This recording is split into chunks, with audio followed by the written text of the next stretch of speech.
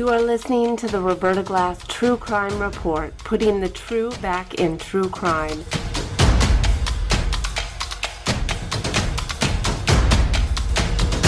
From New York City, Roberta Glass is now on the record.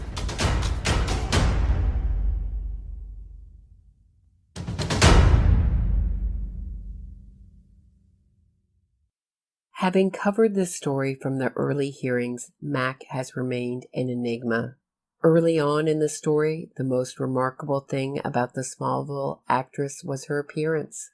I couldn't take my eyes off Mack's frail body and sallow complexion that appeared both gray and yellow. Mack has been a question mark in the NXIVM story. Was she a victim of Keith Raniere or a soulmate? A psychopath or an empath captured in the grips of a monster, a narcissistic abuser who found satisfaction as DOS slave master, NXIVM's secret sex master-slave sorority, or a brainwashed true believer? The court answered those questions at today's sentencing hearing with a resounding yes. She was what Judge Zareff described as an essential accomplice in NXIVM's most serious crimes of sex trafficking and a branded slave herself. So she was all those things at once. I met Stanley Zareff in the courthouse cafeteria. Zareff is a communications and media consultant, a family friend to Catherine and India Oxenberg, as well as Tony Natale. Featured in HBO's documentary The Vow, Zareff has been in the Brooklyn Federal Courthouse for nearly every NXIVM-related legal proceeding. He has an awesome talent for summing up the characters and courtroom events in a short but funny and always insightful, dead-on comment. When Allison Mack walked in a black suit, Stanley immediately whispered to me about her full face of makeup, false eyelashes, and salon blown-out hair. This choice of outfit seemed odd for someone who might have to surrender themselves to federal custody at the end of the proceedings. I assumed today's sentencing hearing would be not unlike Claire Bronfman's and Keith Raniere's, long and crowded with lots of victim impact statements read, both in person and in video. Instead, the room never filled to capacity.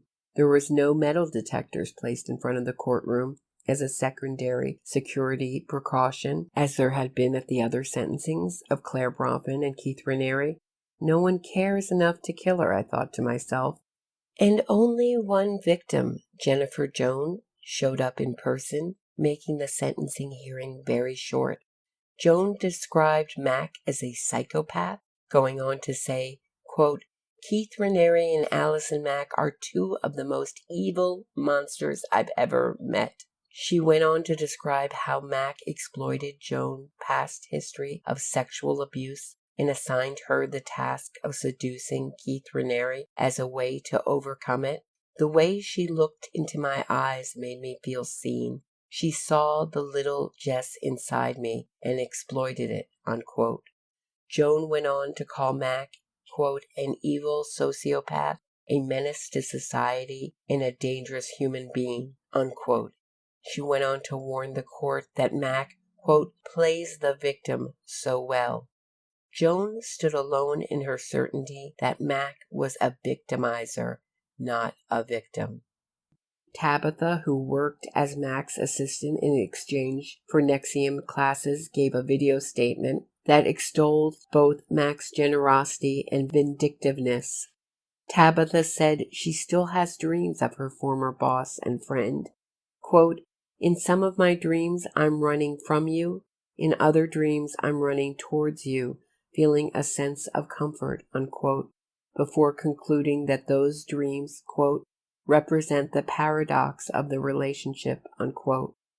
When it came time for Allison Mack's attorney, Sean Buckley, to argue that she should get no prison time, his presentation acknowledged both the harm she caused her victims and the power of Raniere's influence. When Raniere's influence was brought up, it was quickly followed by the sentence, quote, this is not an excuse.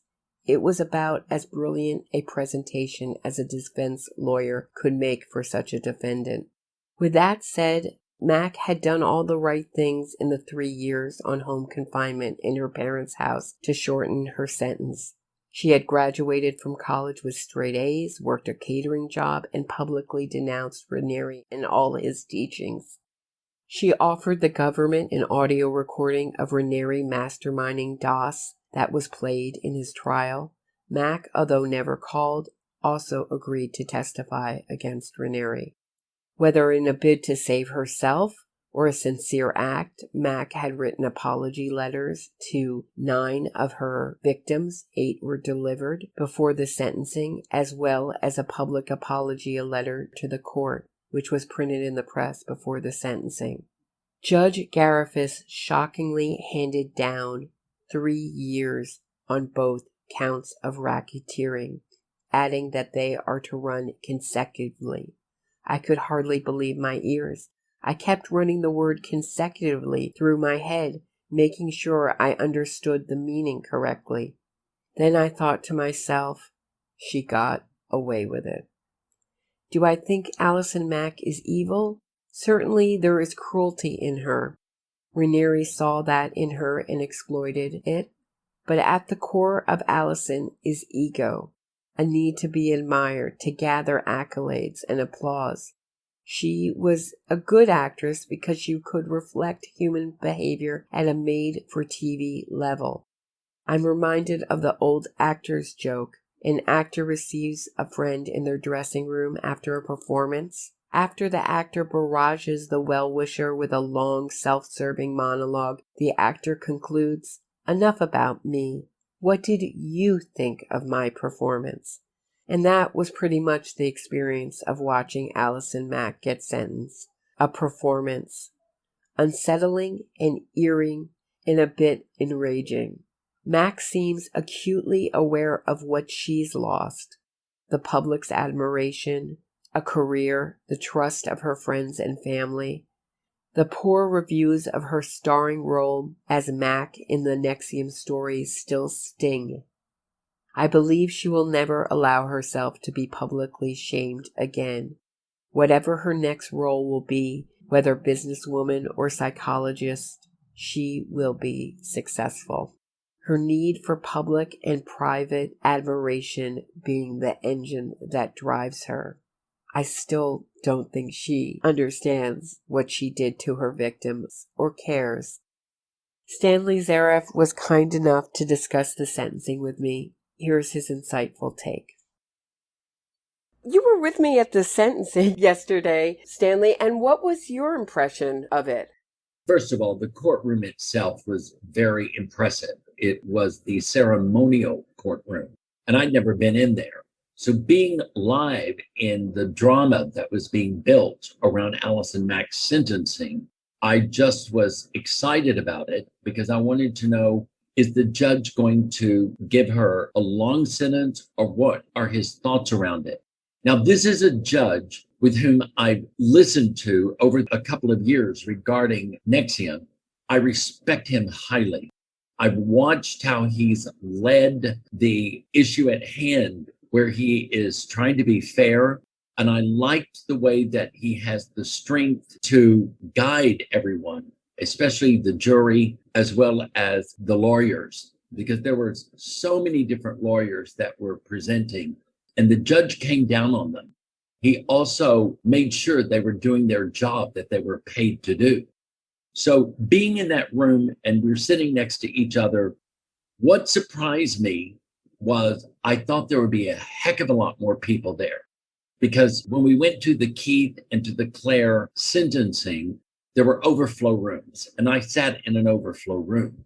Yesterday, I counted around 100 people in the room, which tells me a lot about how important Allison is to people.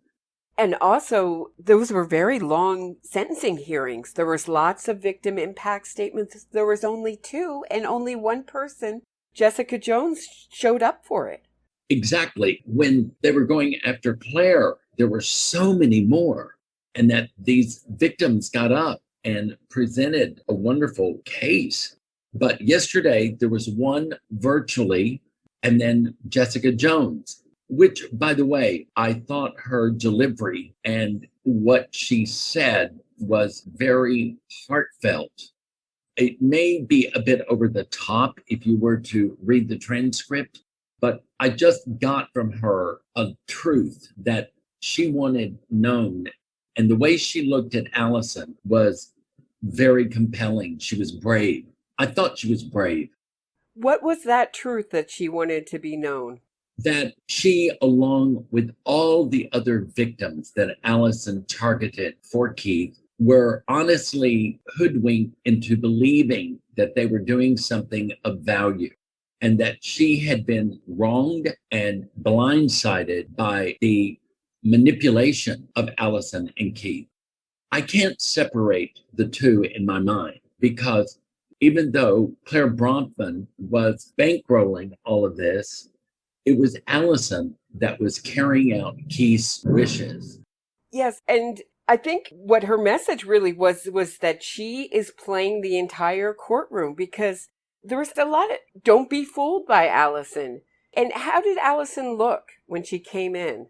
Her hair was real coiffed and it was sort of a bouffant kind of look. And by the end of the sentencing, it had drizzled down and wilted. And she looked very nervous. I was looking at the back of her and, she was stiff. I mean, she was facing possibly 40 years. I mean, nobody thought she was going to get 40 years, but these are very serious charges, much more serious than Claire Bronfman's. That's what really shocked me and surprised me. I bet Claire is sitting in her cell going, what the F? Can you believe this? Give me a break. I didn't do half of the stuff Allison Mack did, but she was stiff. Her shoulders were back and she was sitting very erect. And I noticed she put on a lot of makeup, which in the past, when I've seen her, she didn't have it. And I thought she looked presentable.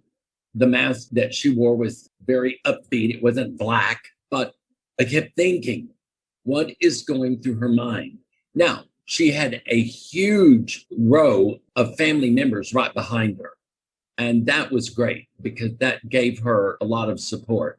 So I just got from her that, yes, she was nervous, especially when she read her statement to the judge in the court. The paper was trembling. Her voice was not as strong as I thought it would be. And then, of course, she broke down and cried when she talked about her family. Now, we all know she's an actress. And I remember when she first came, that one session that we were with her in the courtroom, I guess a year ago, she broke down and cried. And I didn't believe her tears. I did not believe it. I thought, this is an actress. I hope I'm wrong. Yeah, I had the same impression. I felt nothing. I was watching her hands tremble. I was hearing the tears and I felt nothing. And I thought, is there something wrong with me that I'm not feeling anything? And she's apologizing. And she also sent out apology letters to all the victims. Was that the secret of her success?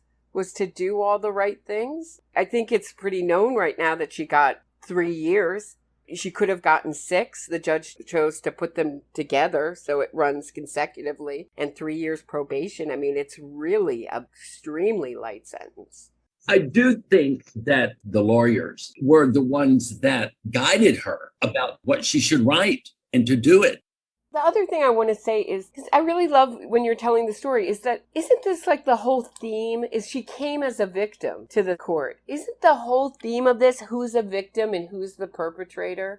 And that's what the judge says. It's ambivalent. He said even the victims found there was an ambivalence, whether you were a perpetrator or a victim or both. Do you know what I mean? Like all the infighting with all the ex-NXIVM people, they were the perpetrator, I was the victim. They were really bad. They played victim, but they're really a perpetrator. Do you know what I'm talking about? Yeah, I do know, but it's the judge said to her, you capitalized on your celebrity and you were an essential accomplice. Mm-hmm. So it's a fine line here about being the perpetrator and the victim.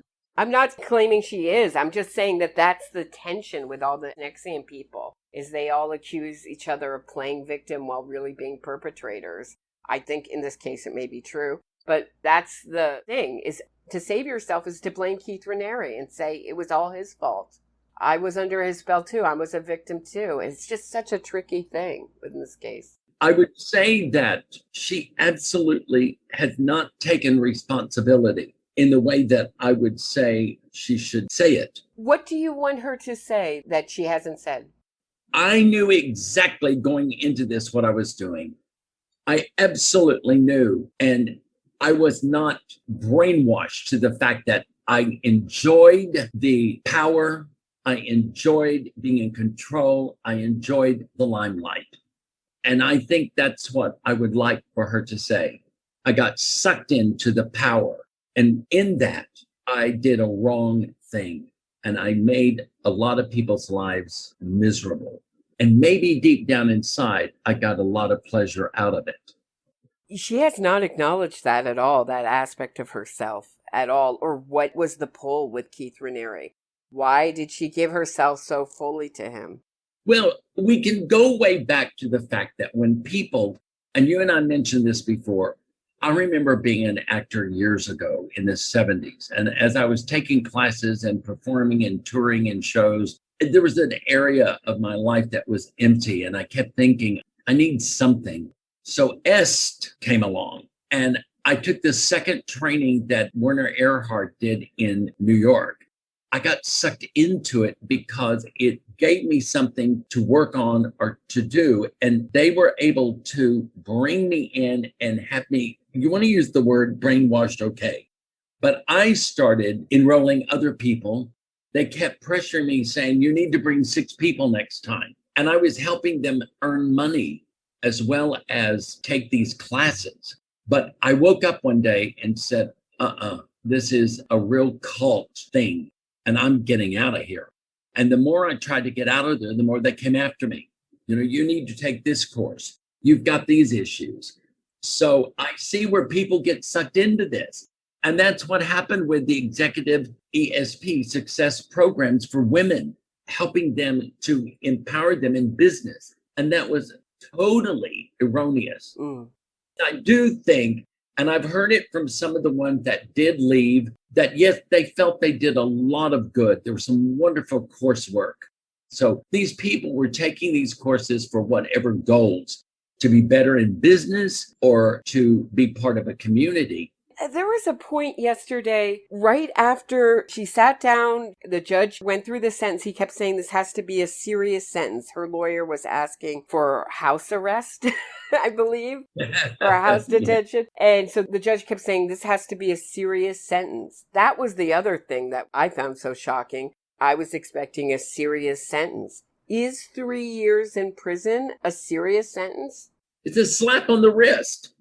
People are saying, and I'm reading a lot of online information, and on Twitter, the reaction has been white supremacy. If it had been a Black woman, it would have been a much different story. And they're saying things such as, is that all? What was the judge thinking? It really caused a lot of discussion on Twitter. And yet it was at the same time when we got out, we found out Bill Cosby got out. I mean, is this money? Is this the power of money? Because the other thing you asked me yesterday was who's paying for her lawyers? Do you know who's paying for her lawyers? I know. We don't know. And these are the best of the best. They were really impressive yesterday. They gave a great pitch for her. What was your impression after the sentence came down? How did she look? She looked joyful and turned around to her family and put her hands through her hair and flipped it as if to say, we did it. I got away with it. That was my feeling. And everyone was going up, came in around her and hugged her and patted her on the back. And she just seemed like, oh, this is good. This is great. I did it. And what was Catherine Oxenberg's reaction to Allison's sentence? I made 2 calls. I made the first call to our friend Tony Natale, and Tony said, yes, I saw it was 3 years. And I called Catherine, and Catherine said, I trust this judge. And I think the judge wanted to impart to everyone and to her in particular that she has turned her life around by going to community college, by being a caterer, by her guidance from her family that were hands-on to help her heal and clear this up for herself, that there is hope. And Catherine said, everybody deserves a second chance. And I thought that was a very gracious thing for Catherine to say, because Catherine is the one that literally deserves credit, along with Tony Natale, that went and appealed to the Attorney General of the state of New York to go after this operation. So Catherine deserves a huge accolade for that. And again, as I just said, she was very gracious because of what harm had been dealt to her own daughter, who, by the way, was Allison Mack's slave. That is very gracious. And what do you think is the difference, Allison Mack's family? We looked at Claire, and Claire hasn't disavowed Raniere. Her family was nowhere in sight. The only people that really showed up for her were other NXIVM people and people who worked for her at her sentencing. Is the difference the power of the family? I'm sure that the family wrote very honest, heartfelt letters to the judge explaining a lot of what Allison had been through. So that weighed in big time. Let's not forget how she turned evidence and gave over tapes. But she did it, a month before Keith's sentencing, and she could have done it a year ahead of time so that they'd really gotten after this faster. But her giving them tapes that they played for the jury that swayed the jury to convict him, the incriminating one regarding that he was head of DOS, Dominus Obsequious Sororium, the private women's group that Alice spearheaded. The question was always, was Keith Raniere head of it? And the answer was yes. We had the evidence, and he incriminated himself on the tape. And at one time, it looked like she was going to take the fall. She said, it was my idea. The branding was my idea. And that's clear from the tape that it wasn't her idea. Do you think, had she not woken up, she would have taken the fall for this? I don't know. That's a hard question to speculate, right? Yeah. I do know in her statement, she said, I am filled with remorse and guilt. I renounced Keith Raniere and all of his teachings from the deepest part of my soul. I am sorry. And that's when the tears began. But then we get Jessica Jones, who's called her an evil monster, saying she can blame Keith all she wants, but she is the menace cut from the same cloth. She sought Jessica out like a predator, stalking her as a prey. So that is the most damning statement I felt of the whole trial. But one thing Jessica Jones said was, I respect the judge's decision. So that's what comes across from all of us. I don't know. You asked me earlier what was my first reaction when it all came down. I sat there in shock and upset that it wasn't more. I thought, really? Geez, it pays. Does the punishment fit the crime? And in the Gilbert and Sullivan song, I'm just not sitting in the judge's seat, knowing all the laws, all of the things that have come in from the victims, the letters from the family. He had to weigh all of that in. And this is a man that I absolutely find to be a class act, just a class act. I think you were saying before we started taping that this was a hopeful sentencing. Yes. What did you mean by that? There's always the hope that she actually is telling the truth and going to make amends, and that it's not in her DNA that at the core of who she is a mean person. Remember, I think we said to each other, do people really change? And I hope so. I went and started watching her on Smallville, and at one point I claimed that she was a B-grade actress. I'm so upset I said that, but I was angry. I came out of the courtroom ready to choke her, but I find her very engaging as an actress. Is she brilliant and great? No, but I think there were other people on that series. Kristen Couric was fabulous. And I think Tom Welling, the star, they were great. And she added a lot to the series. But as an actress, that's one thing. But as a human being, I think I read somewhere that someone on the set said they saw this nastiness in her. But do people change, Roberta? I don't think so. I don't think so. Not much. That's what I've learned. The other question is, you know actors, you work with actors, you are an actor yourself. Is this the ultimate punishment for an actor? Is part of her punishment to get the sentencing and have so little people, so little press there, so little of the public's interest? Well, the kind of delusion that she might be living in is that she's a star and famous and has a fan base. I mean, actors are narcissists, most all of them. After going away from it for 35 years and now I'm back in an acting class, I just see the narcissism that actors have to have almost to have a career. But Allison, I don't know, is she going to be hired?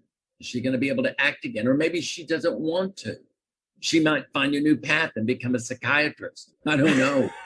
No, really. Someone in control, I would think. If I had to guess, I would guess something where she's calling the shots and running the show. I can't imagine her ever going back into acting again. Well, I can't imagine them wanting her unless there's some producer that think that he can cash in on her. Do you think she could reinvent herself? I mean, could she write a memoir, say, in prison and come back? And would she ever be thought of as someone not as the mistress of a sex cult? She could. That could happen. A lot of people have come out of prison with bestsellers, and she'll be on talk shows and all that stuff. But as you're listening to her, do you believe her? Do you trust her? That's always going to be in the back of my mind. Oh, is she acting? Is she being truthful? Here's the word hope. I hope so.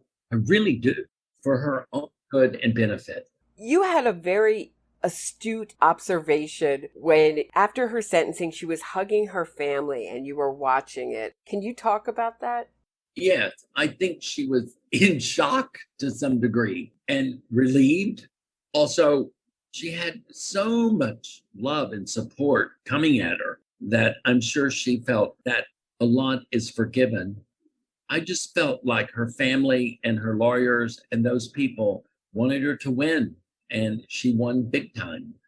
Yeah, for me, it was a very odd experience. It was like she won something. I thought to myself, you just were sentenced. You didn't win anything. You lucked out. You got a good sentence. And a lot of it is because she did the right things. She went to school. She got good grades. She wrote apology letters. That was the other thing that came out in the sentencing. But this is no time to...